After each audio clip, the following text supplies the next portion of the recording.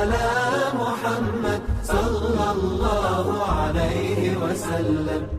Dan menumbuhkan banyak kebaikan di dalam kehidupan kita. Anak kita menjadi lebih taat, istri dan suami kita menjadi lebih baik, kualitas keluarga kita menjadi lebih baik, dan apapun yang kita lakukan selalu mendapatkan solusi, dan itu merupakan makna dari sebuah keberkahan. Tapi kalau kita hanya mendapatkan gaji, maka tentunya gaji hanyalah seonggok uang kertas yang mungkin kita bisa membeli apa yang kita mau, tetapi kita tidak akan bisa membeli solusi dan tidak bisa membeli kualitas dengan seonggok kertas. Nah, inilah yang menjadikan kita, terutama sebagai karyawan Pertamedika, kita berdoa terus tanpa lelah dan tanpa letih. Semoga yang kita dapatkan bukanlah hanya sebatas gaji, tetapi yang kita dapatkan dan kita peroleh, yaitu adalah keberkahan di balik setiap apa yang telah kita lakukan dalam setiap hari ketika bekerja. Alangkah ruginya ketika kita dalam kehidupan ini didominasi dengan pekerjaan yang harus kita selesaikan, jasa yang kita berikan, kalau hanya mendapatkan setumpuk kertas yang tidak membawa kebaikan di akhirat, kalau hanya niatnya mencari gaji. Tapi alangkah beruntungnya kita ketika kita di dalam kehidupan ini, kita mencari keberkahan, maka setumpuk kertas itu akan menjadi banyak kebaikan dan bisa menjadi tumpukan kebaikan di dalam mizan kebaikan kita di akhirat. Inilah salah satu mindset yang kita harus rubah. Kita bekerja bukan semata-mata untuk gaji, tapi kita bekerja adalah bagian dari sebuah upaya dan ikhtiar untuk mendapatkan keberkahan. Kita mengambil yang halal, kita menyapih dari yang haram, kita menolak dari yang syubhat, karena kita tahu yang haram dan yang syubhat tidak sebanding dengan kerusakan yang kita akan dapatkan ketika kita mengambilnya dengan cara yang Allah tidak ridhoi. Jangan main-main sama Allah, karena sesungguhnya bermain-main dengan Allah dalam perkara yang haram, bermain-main dengan Allah dalam perkara yang syubhat, itu merupakan sebuah permainan yang tidak akan pernah kita menangkan, karena kita berhadapan dengan zat yang menguasai alam semesta, yang sudah menegaskan ribuan kali betapa murkanya Allah kepada sesuatu yang haram dan syubhat dari urusan dunia. Janganlah lambatnya satu rezeki yang datang kepada kita menjadikan kita mengambil jalan pintas untuk memperoleh dengan cara yang dimurkai oleh Allah. Terkadang Allah itu memberikan satu rezeki, tampaknya rezeki itu lambat datang kepada kita, karena Allah ingin tahu betapa kita mampu menikmati apa yang sudah Allah berikan kepada kita sebelumnya. Kadang-kadang kalau kita terlalu sering dan terlalu mudah mendapatkan, akhirnya hilang nikmat yang kita peroleh di balik tumpukan harta yang begitu mudah. Makanya kalaupun sedang lambat satu rezeki yang datang pada kehidupan kita, maka itu berarti adalah Allah sedang memberikan kualitas pada harta sebelumnya supaya kita manai dengan kesyukuran, supaya ketika datang berikutnya betul-betul akhirnya kita bersukacita dan bersyukur atas nikmat yang baru yang kita peroleh. Inilah sejatinya yang kita harapkan. Semoga mindsetnya seluruh dokter, seluruh perawat, seluruh tenaga medis yang ada di Pertamedika, baik di administrasi dan lain sebagainya yang tidak mampu saya sebutkan satu persatu. Semoga mindset kita sudah mulai kita rubah. Mindset kita bukan sebagaimana kalangan materialisme, bukan sebagaimana kalangan kapitalisme, tapi mindsetnya adalah mindset keberkahan. Bekerja itu bukan karena gaji, bekerja itu karena Allah menyukai bahwasanya apa yang kita peroleh dari apa yang kita lakukan itu disukai oleh Allah. Bekerja itu merupakan bagian dari perintahnya Allah. Fa'idha qudiyatis sholatu fantashiru fil ardi. Kalau sudah selesai sholat, bertebaranlah kamu di atas muka bumi untuk mencari karunia Allah. Dan bekerja itu adalah sarana untuk menegakkan tulang kita beribadah kepada Allah. Semoga inilah yang menjadi mindset kita di dalam keseharian yang kita lakukan pada kehidupan. Amin insyaallah. Alhamdulillah, tentunya kita pada kesempatan hari ini kita bersyukur setelah 3 pekan lebih kita tidak berjumpa, kita tidak bertemu di dalam Taman Ilmu. Tapi pada kesempatan hari ini akhirnya kita berjumpa dan bertemu di Taman Ilmu. Pertemuan di Taman Ilmu memang tampaknya sederhana. Banyak yang datang berkumpul di sini, tampaknya begitu sederhana. Mungkin dibandingkan konser, mungkin dibandingkan acara-acara perusahaan, mungkin majelis ilmu yang kita selenggarakan tampaknya sangat sederhana. Tetapi jangan salah, apa yang tampak sederhana tetapi begitu besar dimaknai oleh para penduduk langit dan pemilik alam semesta, yaitu adalah Allah. Allah tidak akan pernah mengingat siapapun yang mereka berada di tempat konser. Allah tidak akan mengingat nama mereka yang berada di tempat-tempat acara-acara perusahaan. Tapi Allah pasti mengingat siapapun yang mereka berkumpul di taman surga. Para malaikat tidak akan pernah mendoakan siapapun yang sedang melakukan aktivitas duniawi semata. Tapi para malaikat mendoakan siapapun yang mereka berkumpul di taman ilmu. Bahkan kita menjumpai dan kita mendapati sampai semut pun di dalam lubangnya, sampai ikan paus di dalam lautan dan samudra pun mendoakan mereka yang berkumpul di taman ilmu. Tidaklah para penduduk langit sampai Allah memisalkan dengan memberikan contoh semut hingga ikan paus yang disebutkan di dalam hadis Nabi, mereka memintakan ampunan kepada mereka yang berkumpul di taman ilmu. Tidaklah itu disebutkan untuk mewakili betapa seluruh makhluk yang tidak kita sadari, ternyata mereka mendoakan kita ketika kita berkumpul di taman ilmu sebagaimana perkumpulan kita pagi ini. Bahkan kalau ada di sekitar bapak dan ibu ada kucing, sebenarnya kucing sedang memintakan ampunan untuk kita. Kalau mungkin kita memelihara kelinci di dalam rumah kita, maka kelinci itu pun memintakan ampunan untuk kita. Karena semut pun saja yang kecil pun memintakan ampunan. Untuk menunjukkan kepada kita betapa besarnya acara yang kita selenggarakan setiap pekan ketika kita berkumpul di taman ilmu, walaupun tampaknya sederhana. Mungkin sebagian ada yang ketika masuk mungkin hanya ngejar absensi. Mungkin ada yang ketika masuk ke Zoom ini mungkin sembari dia melakukan apapun. Tapi apapun yang kita maknai pada taman ilmu, maka siapapun yang bersungguh-sungguh untuk hadir di taman ilmu, maka pada dasarnya dia telah melakukan sesuatu yang begitu besar, sesuatu yang begitu agung di hadapan pemilik alam semesta, di hadapan para penduduk langit, di hadapan para binatang-binatang yang bertebaran di sekitar kita ataupun yang tidak kita lihat. Mereka semuanya diberikan komando oleh Allah untuk memintakan ampunan kepada setiap orang yang berkumpul di taman ilmu, dan betapa bersyukurnya kita. Kita termasuk di antara kerumunan manusia yang berkumpul di taman ilmu pada kesempatan pagi ini, dan tidak ada tempat bagi kita bersyukur kecuali adalah Allah. Tentunya juga kita harus paham, tentunya juga kita harus mengerti bahwasanya berkumpulnya kita di taman ilmu juga bukan karena kehebatan kita, bukan karena kesalihan kita, tapi berkumpulnya kita di taman ilmu semata-mata karena pertolongan Allah. Semoga kita sembari bersyukur, sembari kita memohon kepada Allah, supaya Allah senantiasa memberikan pertolongan kepada kita. Kita betul-betul merasa rindu, betul-betul merasa membutuhkan dengan ilmu. Karena merasa rindu dan membutuhkan dengan ilmu dan taman ilmu tidak setiap orang merasakan. Ada orang yang selama bertahun-tahun tidak pernah hadir di taman ilmu. Ada, dan mereka tidak pernah merasa ada masalah dalam kehidupannya. Padahal tidaklah manusia yang jauh dari majelis ilmu dan taman ilmu kecuali ada yang rusak pada hatinya dan jiwanya. Ada orang yang mereka tidak pernah datang ke taman ilmu hingga sepanjang hidupnya. Dan mereka merasa tidak ada apa-apa, padahal ada sesuatu yang pasti akan terjadi ketika manusia itu tidak merasa rindu dan tidak merasa membutuhkan taman ilmu.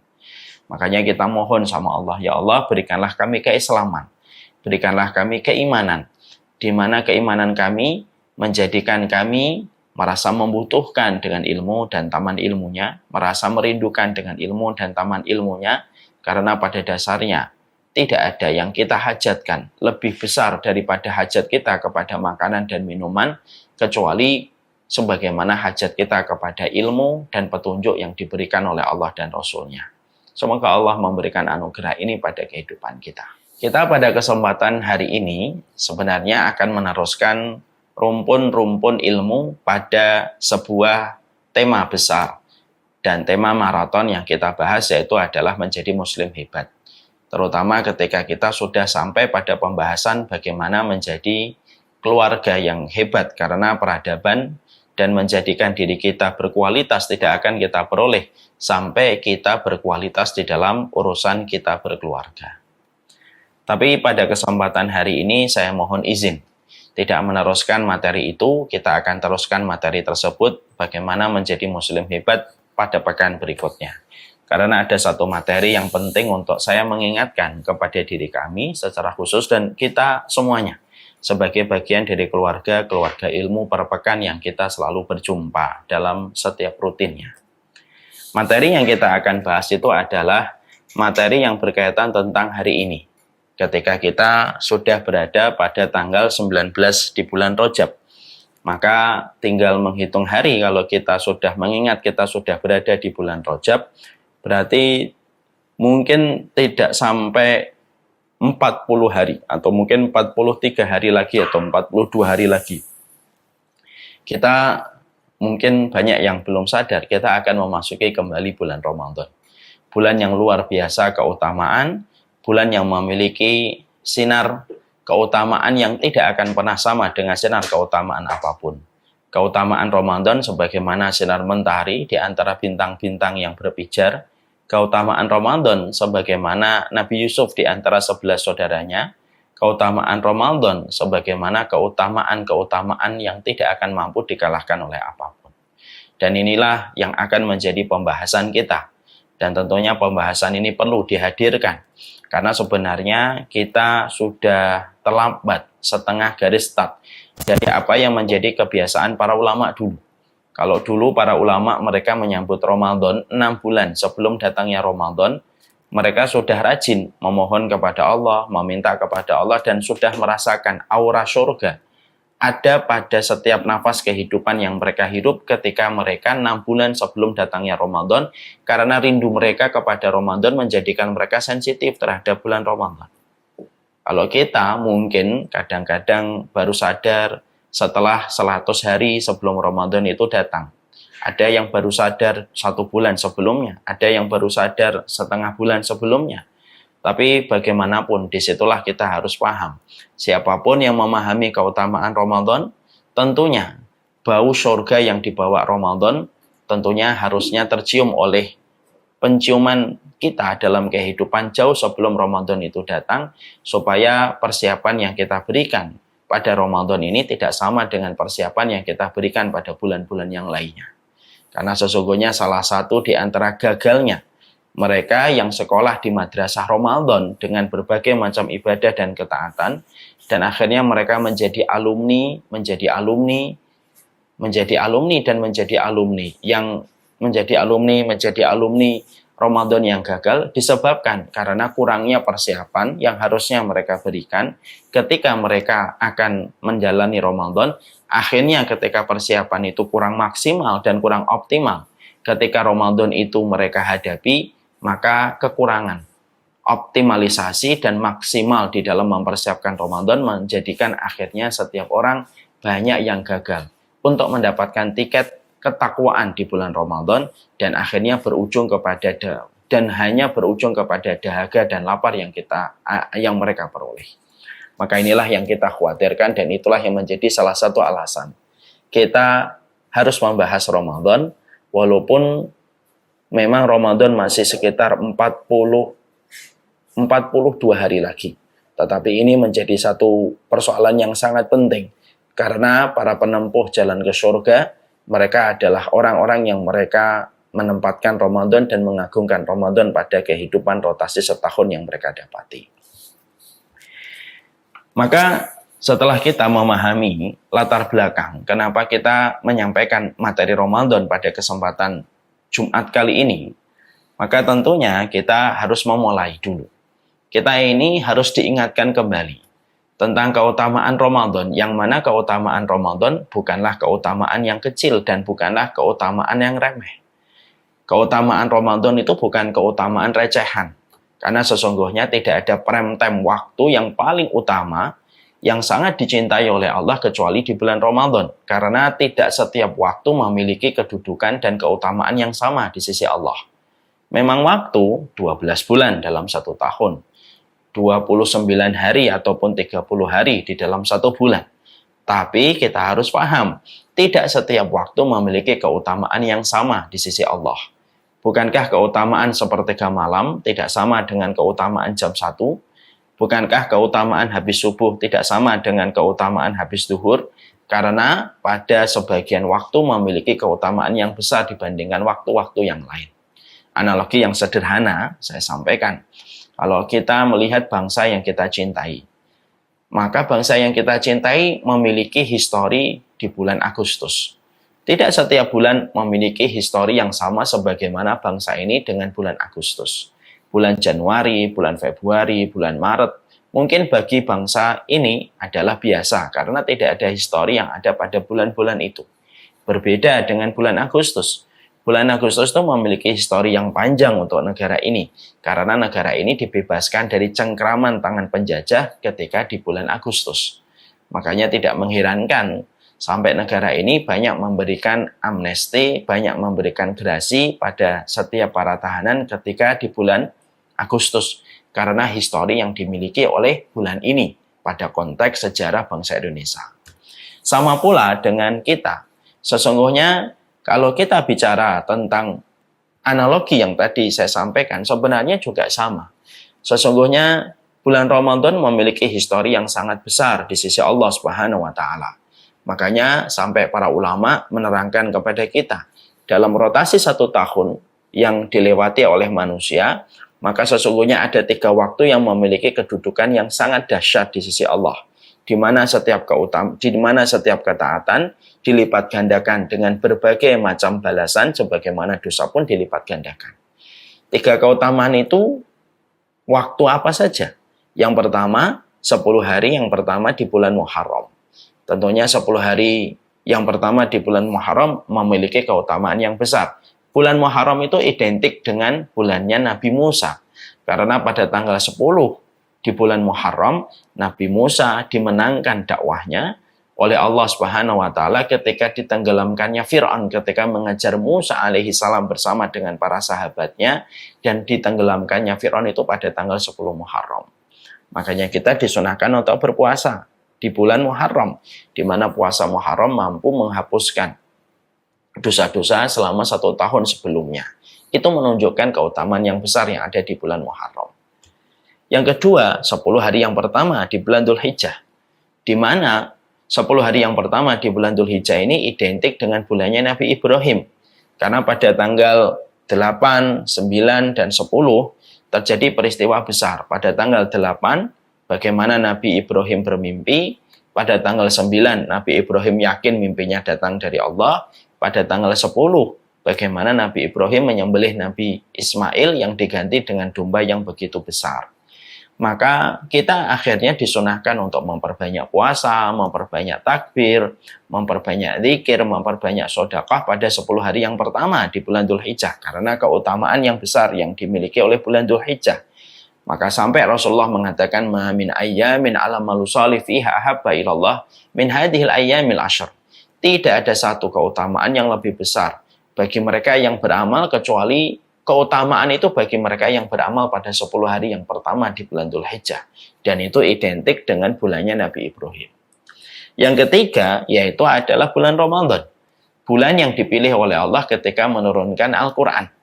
Yaitu menurunkan Al-Quran secara global. Karena turunnya Al-Quran itu turun 2 kali. Turun yaitu langsung 30 juz, ya, dari Baitul Ma'mur, kemudian turun kepada Nabi Muhammad secara bertahap pada periode 23 tahun. Maka itu dipilih oleh Allah, yaitu pada waktu malam Lailatul Qadar. Dan itu menunjukkan betapa besarnya keutamaan yang dimiliki oleh Ramadan, dan itu menjadikan bulan Ramadan merupakan prime time-nya seorang mukmin. Di dalam kehidupan, tidak ada prime time melebihi prime time yang dimiliki oleh bulan Ramadan. Makanya Masya Allah, sampai begitu besarnya prime time yang dimiliki oleh bulan Ramadan, yang insya Allah 42 hari lagi kita akan memasuki bulan prime time ini di dalam bulan Ramadan. Saking begitu besarnya keutamaan yang dimiliki oleh bulan Ramadan, maka bulan Ramadan memiliki kelebihan yang tidak dimiliki oleh bulan Muharram, yang tidak dimiliki oleh bulan Dzulhijjah sekalipun. Salah satunya adalah ketika di bulan Ramadan Allah membukakan pintu surga, yang Allah tidak pernah membuka pintu surga kecuali hanya di bulan Ramadan. Jadi Allah tidak pernah membuka pintu surga di bulan Dzulhijjah, di bulan Muharram, di bulan Rajab, di bulan Rabiul Awal, Rabiul Tsani. Allah tidak pernah membuka pintu surga pada bulan-bulan itu. Tapi Allah membuka pintu surga hanya di bulan Ramadan. Dan itu sangat terasa pada kehidupan kita. Makanya sampai kita dapatkan aroma surga itu terasa pada kehidupan ketika seseorang mulai memasuki bulan Ramadan. Berapa banyak masjid yang berbenah sebelum Ramadan datang. Banyak orang yang mempersiapkan apa yang mereka persiapkan ketika mereka memasuki Ramadan. Bahkan karena pengaruh bau wanginya surga yang dibuka oleh Allah ketika di bulan Ramadan, banyak ketaatan-ketaatan itu mampu dilakukan manusia, di mana ketaatan itu terkadang tidak mampu dilakukan manusia di luar bulan Ramadan. Banyak di antara manusia ketika di bulan Ramadan mampu menghatamkan Quran, mampu tidak pernah jauh dari Quran, mampu mematikan gadgetnya dan mematikan media sosialnya, mampu menutup auratnya, mampu untuk melakukan itikaf, di mana di luar bulan Ramadan dia tidak pernah mampu melakukan itu. Itu menunjukkan betapa dahsyatnya pengaruh surga ketika dibuka, sampai aroma ketaatan itu kita rasakan betul. Bahkan kita sebagai manusia, walaupun kita ini pendosa, kita ini tetap merasakan pengaruh ketika akan Ramadan itu berbeda. Malam dengan suasana tarawihnya, banyak orang yang tidak pernah ke masjid ketika di bulan Ramadan ke masjid. Bahkan pelaku kemaksiatan cenderung malu ketika di bulan Ramadan. Yang asalnya tidak menutup aurat, mereka menutup aurat di bulan Ramadan. Yang biasanya tidak peduli puasa atau tidak puasa, khusus ketika di bulan Ramadan dia malu. Setiap warteg, setiap rumah makan ketika di bulan Ramadan harus memakai tirai supaya orang yang makan tidak terlihat oleh orang lain. Itu menunjukkan betapa besarnya, luar biasanya, dahsyatnya prime time yang Allah berikan di bulan Ramadan, sampai aroma ketaatan itu sangat terasa di bulan Ramadan, sampai kita memiliki energi yang kita tidak pernah tahu. Energi X yang kita peroleh ini menjadikan kita mampu melakukan ketaatan yang mana secara jujur banyak ketaatan yang kita maksimalkan di bulan Ramadan. Energi X itu tidak pernah kita rasakan pada bulan-bulan sebelumnya dan bulan-bulan kadang-kadang setelahnya. Dan itu menunjukkan keutamaan Ramadan. Makanya sampai akhirnya tidak salah kalau kita menjumpai perkataan dari Rasulullah, man khurrima an khairiha faqad khurrima kulliha. Maka sampai dikatakan kalau ada orang kok di bulan Ramadan ketika pintu neraka ditutup, artinya kan dorongan untuk berbuat dosa itu sebenarnya berkurang karena pintu neraka ditutup. Setan dibelenggu. Pintu surga dibuka selapang-lapangnya.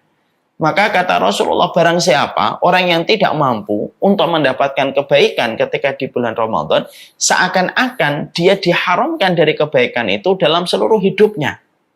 Kenapa? Kalau kamu tidak mampu untuk melakukan ketaatan di bulan Ramadan, terus di bulan mana lagi kamu akan melakukan ketaatan? Kalaulah di bulan Ramadan kamu tidak mampu melakukan ketaatan. Kalau ada orang yang tidak mampu khatam di bulan Ramadan, seakan-akan itu kalau kita mendengar apa yang tadi disampaikan oleh baginda Nabi, seakan-akan orang kalau tidak menghatamkan Al-Quran, seakan-akan terus di bulan mana lagi kamu akan menghatamkan Al-Quran. Kalau di bulan Ramadan kamu tidak sedekah, terus di bulan mana lagi kamu akan sedekah. Kalau di bulan Ramadan kamu tidak datang ke masjid, terus di bulan mana lagi kamu akan pergi ke masjid? Kalau bulan Ramadan tidak mampu menggerakkan hatimu untuk melakukan ketaatan. Karena apa? Karena di bulan Ramadan itu semua komponen yang kita lakukan di dalam melakukan ketaatan itu sudah disempurnakan oleh Allah. Surga dibuka, setan dibelenggu, neraka ditutup, dan kita mengalahkan hawa nafsunya saja. Makanya itu yang menjadi sebuah perenungan. Analoginya sederhana. Kalau ada orang diberikan kesempatan sholat di depan Ka'bah langsung, mungkin di sop pertama, sop kedua, sop ketiga. Di seluruh dunia dia sop pertama, 2, dan 3. Di depan Ka'bah dia tidak mampu khusyuk, tidak mampu untuk memberikan seluruh dan segenap pikirannya hanya kepada Allah. Maka perkataan kita sederhana untuk diri kita. Kalau di depan Ka'bah saja saya tidak khusyuk, terus di tempat mana lagi saya bisa khusyuk? Kalau di depan Ka'bah saja saya tidak bisa memberikan seluruh pikiran saya untuk memberikan hanya kepada Allah dan melupakan dunia dulu ketika di depan Ka'bah, kok tidak bisa? Terus di mana lagi kita bisa khusyuk memberikan seluruh pikiran kita hanya kepada Allah? Kalau di depan rumahnya Allah saja kamu masih berpikir yang lain. Itu pula yang sama kita peroleh. Ramadan ini merupakan satu bulan yang betul-betul menentukan posisi kita. Makanya siapapun yang melakukan kebaikan di bulan Ramadan, seakan-akan itu akan menjadi buah oleh-oleh yang akan dia bawa di luar bulan Ramadan, akan dia bawa menjadi sikap dan pola hidup. Tapi siapapun yang mereka terharamkan dari kebaikan di bulan Ramadan, seakan-akan dia diharamkan dari kebaikan itu setelah bulan Ramadan sekalipun. Dan itu menjadi sebuah tamparan untuk kita. Makanya inilah yang menjadikan kita khawatir. Ya. Kita khawatir nih. Kalau kita tidak memberikan makna pada bulan Ramadan, dengan kita mengingatkan dulu jauh sebelum Ramadan itu datang untuk menghadirkan hati kita, menghadirkan pikiran kita, supaya betul-betul kita mampu melihat Ramadan dari sudut pandang yang benar, bahwasanya Ramadan bukanlah rutinitas per tahun. Ramadan bukanlah sesuatu yang pasti berulang. Ramadan itu hanyalah sekedar bulan ketika kita melaksanakan puasa. Tapi ketika kita sudah merubah cara pandang kita terhadap bulan Ramadan, bahwasanya Ramadan sedemikian dahsyatnya, sedemikian besarnya Ramadan pada kehidupan kita, maka itulah yang menjadikan kita akhirnya paham. Ramadan itu tidak biasa. Karena dia tidak pernah dijadikan biasa oleh pemilik alam semesta, yaitu adalah Allah. Dan itu akan menjadi sebuah dan ini akan menjadi sebuah perenungan panjang sebelum Ramadan kita datangi. Ini merupakan bulan investasi luar biasa. Ini merupakan bulan prime time-nya luar biasa. Tidak ada yang mampu mengalahkan prime time-nya bulan Ramadan.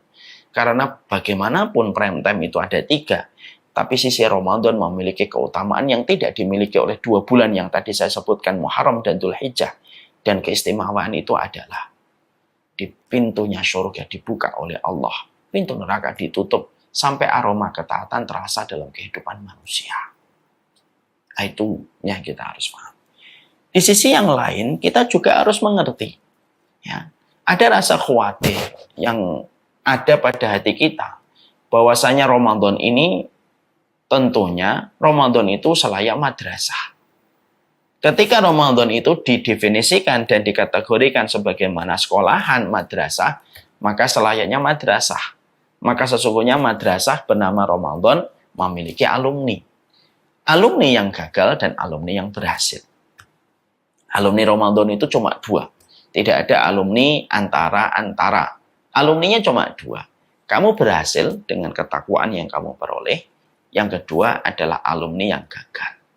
Alumni yang berhasil dengan alumni yang gagal, ternyata kita mendapatkan kabar dari baginda Nabi, di mana kabar beliau tidak pernah salah. Karena setiap kabar dibimbing dengan wahyu. Kabar yang disampaikan oleh Nabi SAW, Rubba sha'imin laisa lahu min haddi siyamihi illa ju'wal atos.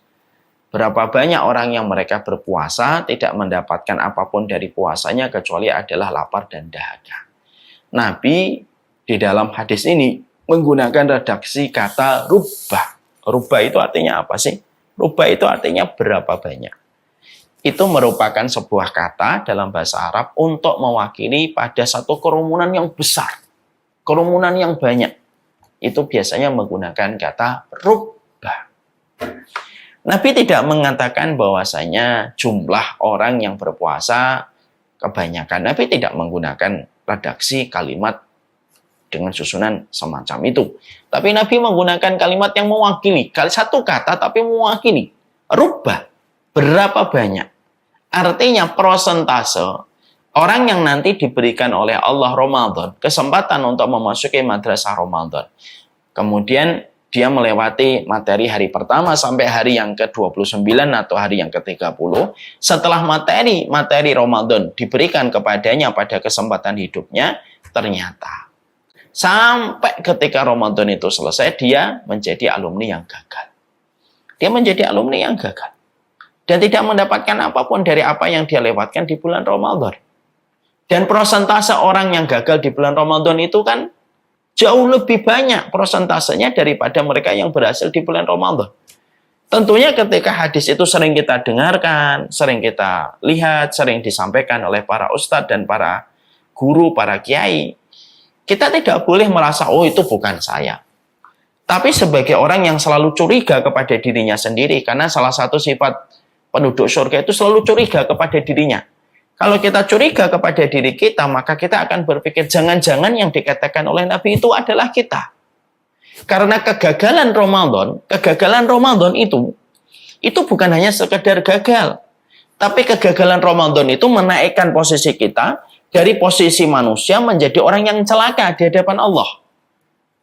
Jadi menaikkan status kita menjadi lebih buruk. Dari status orang yang menjadi alumni Ramadan, menjadi statusnya adalah orang yang celaka. Karena Nabi pernah betul-betul beliau merasa keheranan, lalu Nabi itu menyebutkan kecelakaan yang besar. Kecelakaan yang besar di dalam agama ini tuh bukanlah ketika tronton menabrak truk, bukanlah ketika menabrak sedan ataupun mobil. Kecelakaan di dalam agama kita bukanlah ketika seseorang membawa mobil lalu mobilnya dicuri. Tapi kecelakaan pada agama kita itu dikatakan oleh Nabi Shallallahu Alaihi Wasallam, yaitu ketika Nabi bersabda, "Rogima anf man adroka man dakhala alaihi Ramadan, summa insalakha falam yukfar lahu." Maka kata Rasulullah, di mana perkataan Nabi pada hadis ini atau sabda ini diaminkan oleh para malaikat, ketika malaikat Jibril menyatakan persetujuan ketika mengatakan amin. Apa yang dikatakan oleh Rasulullah SAW mengomentari tentang berapa banyaknya mereka yang melewati Ramadan tidak mendapatkan apapun dari Ramadannya kecuali adalah lapar dan dahaga. Maka Nabi mengatakan di dalam sabdanya, "Rangima'anfu, celaka betul. Man dakhala alaihi Ramadan, dia itu memasuki bulan Ramadan, summa insalakha, kemudian Ramadan itu selesai, dilewati satu persatu materi kehidupan Ramadan dari hari pertama sampai hari yang ke-29 ataupun 30, insalakha, selesai, falam yukfar lahu." Kok dia tidak diampuni oleh Allah? Artinya ketaatan dia tidak ada yang berkualitas untuk menjadi sebab dan alasan dia diampuni oleh Allah ketika ketaatan itu diterima oleh Allah. Karena tidak ada yang diterima ketaatan yang dia kerjakan di bulan Ramadan, akhirnya dia tidak diampuni oleh Allah. Dan Nabi menyatakan dalam bentuk sebuah prosa, celaka sekali orang semacam ini. Dan malaikat Jibril di atas langit menyatakan persetujuan dengan mengatakan, "Amin, betul Muhammad, celaka betul. Kalau ada di antara umatmu diberikan kesempatan Ramadan, yang kesempatan itu tidak diperoleh setiap orang dalam setiap tahunnya, ketika banyak orang yang mereka menjemput kematian sebelum sinar Ramadan datang pada teras kehidupan mereka, tapi ternyata dia diberikan kesempatan Ramadan, akhirnya dia tidak diampuni oleh Allah." Seakan-akan kalau boleh kita mengambil sebuah makna, lah kalau kita Ramadan nggak diampuni oleh Allah, terus pada bulan mana lagi kita mempunyai kesempatan untuk diampuni oleh Allah? Dan ini menjadikan kita semakin memahami ya, betapa urusan Ramadan ini urusan besar ini. Urusan yang tidak bisa kita sikapi dengan sekedar ya lah, tinggal 42 hari lagi. Itu masih, kalau itu masih ingat, alhamdulillah. Ada orang yang baru sadar besok Ramadan. Karena investasi besar itu selalu dipersiapkan dalam jangka waktu yang sangat lama di dalam persiapan. Ya, saya pernah ngobrol, dialog dengan salah satu jamaah. Beliau seorang pengusaha dan pebisnis besar. Beliau berkata, "Ustadz, maaf saya jarang ngaji sekarang. Ada proyek besar yang saya harus selesaikan." "Oh iya Pak, proyeknya kapan?" "Oh belum Ustadz, ini proyeknya nanti tanda tangan kontraknya masih sekitar 6 bulan lagi. Tapi semua persiapan sudah diambil." Saya berpikir, proyek dunia ternyata jauh dipersiapkan sebelum proyek itu ditandatangani, yang mana sebesar-besar apapun kita mendapatkan profit dari proyek dunia itu, toh kita pasti tinggalkan kalau kita mati. Apalagi ketika kita bicara tentang proyek, mega proyek, yaitu adalah Ramadan. Ini merupakan mega proyek yang mana tentunya tidak bisa kita sikapi hanya sekedarnya, hanya selalunya, hanya biasanya. Karena apa? Karena orang yang tidak pandai mengagungkan sesuatu yang agung, ataupun orang yang meremehkan sesuatu yang agung,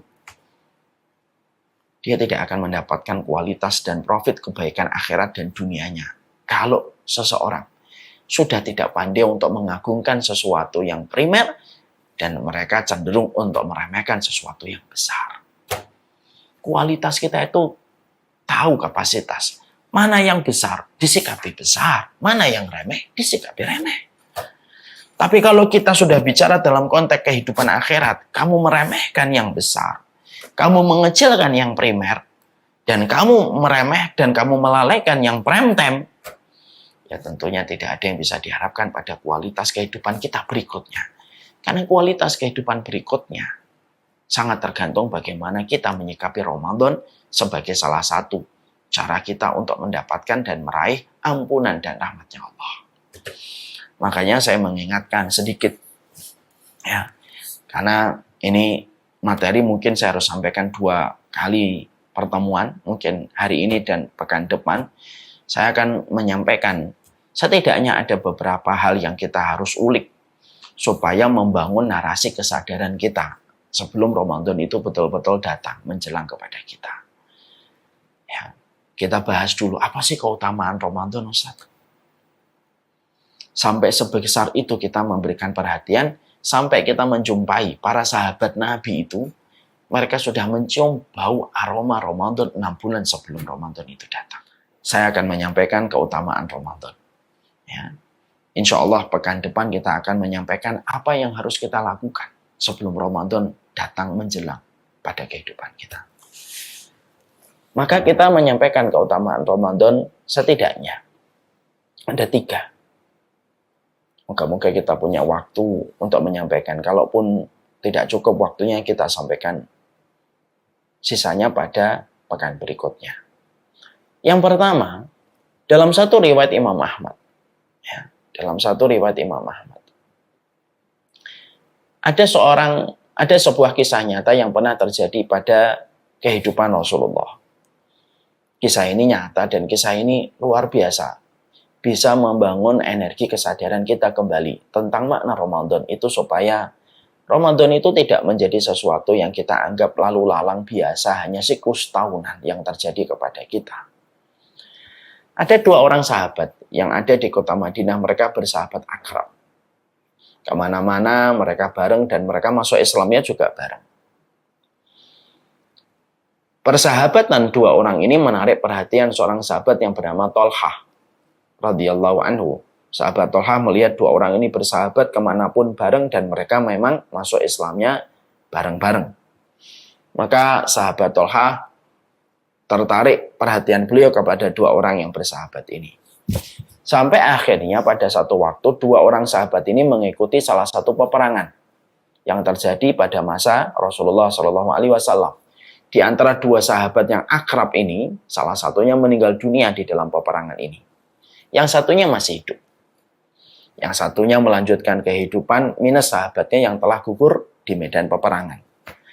Dia masih memiliki kesempatan hidup sampai 1 tahun berikutnya, barulah beliau sakit kemudian meninggal dunia. Ketika 2 orang yang bersahabat ini sudah dua-duanya meninggal dunia, maka sahabat Thalhah pada satu waktu maka beliau bermimpi. Di dalam mimpinya, beliau mendapati dirinya berada di sebuah tempat yang tidak disangka oleh Thalhah kecuali tempat itu surga. Karena saking begitu indahnya yang dilihat oleh Thalhah di dalam mimpinya. Yang menarik perhatian Thalhah pada saat itu adalah 2 orang bersahabat yang pernah menarik perhatian beliau ketika hidup dan ketika sadar. Ternyata ada di tempat itu bersama dengan sahabat Thalhah. Maka ketika mereka bertiga di depan sebuah tempat itu, maka di dalam tempat yang begitu indah yang disangka Thalhah itu adalah surga, terdapat panggilan-panggilan orang untuk memasuki surga itu. Yang membuat sahabat Thalhah saat itu kaget adalah ternyata yang dipanggil pertama kali masuk surga di antara 2 sahabat itu ternyata sahabat yang meninggal dunia bukan di medan peperangan 1 tahun sebelumnya, tapi yang justru dipanggil masuk surga pertama kali adalah sahabat, yaitu adalah sahabat yang meninggalnya 1 tahun setelah sahabat yang pertama yang meninggal di tempat jihad atau di tempat perang. Dan yang meninggal itu pun bukan di tempat jihad, tapi meninggalnya 1 tahun setelahnya. Setelah dia masuk surga, begitu lama waktu berlalu, kata Thalhah, sebagaimana yang dia jumpai di dalam mimpi, barulah ada panggilan berikutnya. Barulah yang dipanggil sahabat yang gugur di tempat jihad. Barulah dia masuk ke dalam surga, menyusul sahabatnya yang jauh sebelum dia sudah dipanggil masuk ke dalam surga. Ketika mimpi itu dilihat oleh sahabat Thalhah radhiyallahu anhu, maka sahabat Thalhah terbangun. Lalu di dalam bangunan itu, ketika dia terbangun, dia heran. Kenapa sahabat yang gugur di peperangan justru dipanggilnya terakhir? Tapi sahabat yang tidak meninggal di peperangan, tapi meninggal 1 tahun setelahnya, justru dipanggil lebih prioritas, lebih dulu daripada sahabat yang ini. Maka Tolhah bertanya kepada banyak sahabat. Ya. Lalu Tolhah tidak mendapatkan jawaban yang memuaskan. Ternyata mimpinya Tolhah ini telah menjadi buah bibir banyak orang di Madinah, sampai mimpinya Tolhah mendarat di telinga Rasulullah SAW. Ketika sampai ke telinga Rasulullah SAW, maka Rasulullah SAW memanggil sahabat Tolhah. Lalu Rasulullah bertanya dalam sebuah percakapan, apa yang membuatmu heran, Tolhah? Ya Rasulullah, sahabat Tolhah menjawab, ya Rasulullah, bagaimana aku tidak heran? 2 orang bersahabat, yang tentunya engkau mengenal mereka, sama-sama masuk Islam. Yang satu meninggal di peperangan. Meninggal di peperangan ya Rasulullah. Yang satu meninggal 1 tahun setelahnya. Kenapa mereka di dalam mimpi saya yang dipanggil pertama kali masuk surga adalah sahabat yang meninggal 1 tahun setelahnya. Adapun yang meninggal di peperangan justru dipanggil setelahnya. Prioritasnya justru diberikan kepada sahabat yang meninggal 1 tahun setelahnya dan bukan meninggal di peperangan, tetapi setelahnya baru diberikan kepada yang meninggal di peperangan. Kenapa ya Rasulullah? Bukankah harusnya lebih prioritas adalah orang yang meninggal di peperangan yang dipanggil pertama kali sebelum sahabat yang tidak meninggal di peperangan ya Rasulullah? Jawaban Nabi saat itu. Nabi lalu berkata, gini Tolhah, bukankah sahabat yang meninggal 1 tahun setelah sahabat yang pertama, dia masih diberikan kesempatan selama 1 tahun itu untuk sholat? Betul ya Rasulullah. Bala ya Rasulullah. Sahabat itu juga mendapati kesempatan Ramadan 1 kali tambahan dibandingkan sahabat yang meninggal lebih dulu. Sahabat Tolhah menjawab, betul ya Rasulullah. Lalu Nabi mengumpulkan jawaban itu. Tambahan sholat dan tambahan 1 Ramadan yang didapatkan oleh sahabat yang meninggal 1 tahun setelah sahabat yang pertama, itulah yang menaikkan derajatnya lebih tinggi daripada sahabat yang gugur di peperangan. Dan terjawablah apa yang menjadi pertanyaan dari sahabat Tolhah. Ini memberikan kepada kita satu kesadaran penting. Masya Allah ya, perbedaan 1 Ramadan saja, itu ternyata bisa membentuk poros perbedaan begitu mencolok dan begitu jauh di antara keduanya. Ketika Ramadan itu walaupun 1, tapi betul-betul maksimal, itu bisa membedakan derajatnya manusia dalam kehidupan di surga. Ketika betul-betul apa yang dilakukan itu betul-betul diterima oleh Allah. Saya nggak bisa membayangkan ini. Rasulullah memberikan jawaban selugas itu dan segampang itu kepada Tolhah, sekaligus pula untuk memberi ruang kesadaran pada hati kita. 1 Ramadan aja bisa membedakan begitu jauh perbedaan antara yang gugur di peperangan dan yang tidak gugur di peperangan. Dan ternyata ketidakguguran beliau di peperangan itu ditebus dengan sholat yang maksimal, ditebus dengan 1 Ramadan yang maksimal, maka itu bisa menutup kekurangan dia tidak meninggal di peperangan dan menaikkan derajat yang begitu tinggi di sisi Allah di dalam surga. Ini hadis sahih. Ya. Ini menjelaskan kepada kita, Masya Allah ya, sebesar itulah yang kita jumpai dan kita dapatkan bulan Ramadan. Makanya menurut saya tidak berlebihan ketika saya menggunakan kata tidak ada prime time yang paling terbaik dalam siklus 1 tahun yang kita lewati, kecuali prime time yang paling terbaik dalam kehidupan kita itu di bulan Ramadan, yang insya Allah 40 hari lagi kita akan sampai di bulan Ramadan.